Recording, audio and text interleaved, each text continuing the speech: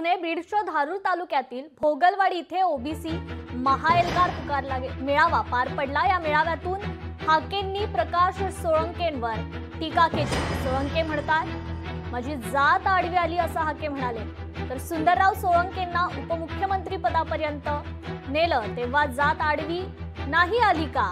कुणालाही पाठिंबा द्या, पण आधी आमदारकीचा राजीनामा द्या असं आवाहन लक्ष्मण हाकेंनी प्रकाश सोळंकेंना केलं। अरे प्रकाश सोळंके, वय तुमचं लय आहे राव, तुमच्या अर्ध्या वयाचा पण नाही मी। प्रकाश सोळंके साहेब ऐका ऐका, 2 मिनिटं ऐका।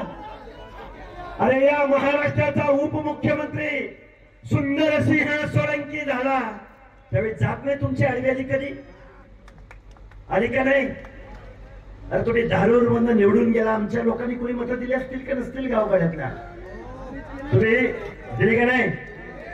अरे आमच्या माणसाने विरोध केला असता तर काय झालं असतं तुमचं? झालं असतं का नाही? त्याला काय पाठिंबा द्यायचं ते देऊ द्या, पण पहिला आमदारकीचा राजीनामा द्या म्हणा।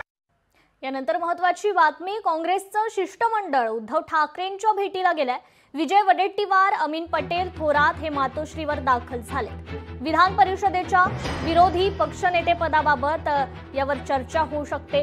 काँग्रेसच्या उमेदवाराला पाठिंबा द्या अशी मागणी खरं तर ठाकरेंकडे करण्यात आली आहे। काँग्रेसच्या शिष्टमंडळाने उद्धव ठाकरेंकडे ही मागणी केली। लोकशाही मराठी ऐका, पहा, जागरूक रहा।